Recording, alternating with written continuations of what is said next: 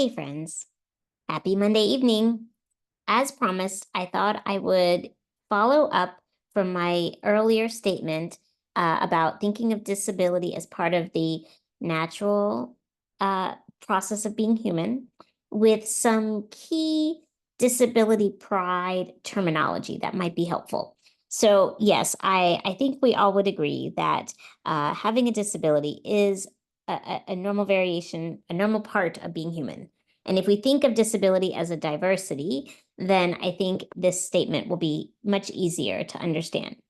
Along those lines, thinking about individuals with disabilities like myself as being part of a community and being a diverse part of our communities, here's some things to think about. First and foremost, try to use neutral language when referring to disability.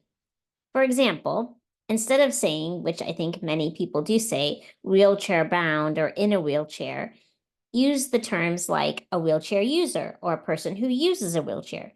This is important because it avoids the connotations of pity or misconception that a wheelchair is the most important aspect of a person, or that a person, is confined to a wheelchair, but rather wheelchairs are tools that enable people with mobility issues to be able to move around more easily and independently, and can ultimately represent freedom. Another thing that is very important, I think, when we think about, in addition to neutral language, is this concept of person first versus identity first language. And essentially, there is some difference here. Person first language is probably something that many of you have heard before. This is where you say, this is an individual with, skeletal dysplasia, like myself. It's fine by me. I like person first language because it kind of avoids dehumanizing or stigmatizing me by describing what I have.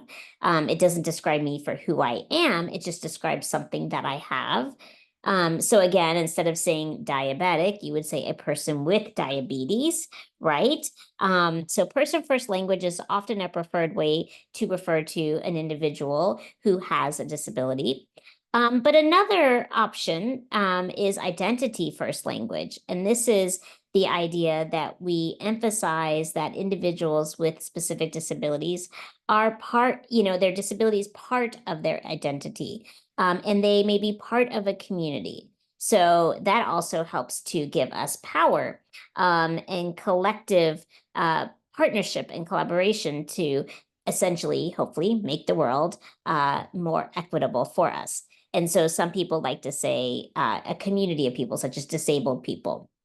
In general, what's probably the most important thing that I'd like to share with you all is that it's best to find out how an individual would like to be described. Like anything else, right? We all have preferences. We're all individuals.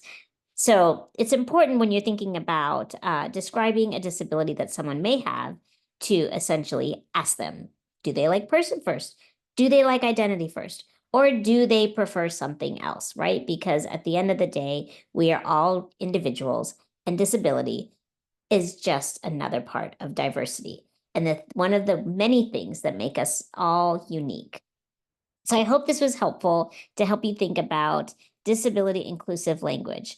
One last thing that I do think is really important to bring up is that many of us, almost all of us in the disability community, do recommend using disabled person or person with a disability instead of differently abled or handy capable or special needs or, physically challenged or otherwise challenged.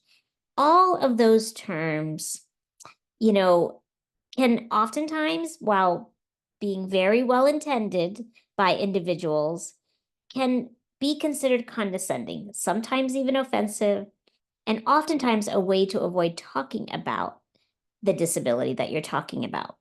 And, potentially it can rob people of dignity when we think of disability as a diversity and part of who we are. So it's important to not use euphemisms because that can also further stigmatize, our differences. So disability advocates in general dislike the use of these euphemisms. So again, just some helpful hints to help you use respectful and appropriate language around disability. It's an important part of disability rights, and it's an important part of disability pride. The ultimate goal is to give people with disabilities, like myself, agency over their own journey so that they can be seen as full people, not defined by what separates us from others in our society. Again, I hope this was helpful. Thank you for letting me share. Go out there and good luck as we all improve our disability neutral language. Take care. Happy Disability Pride Month.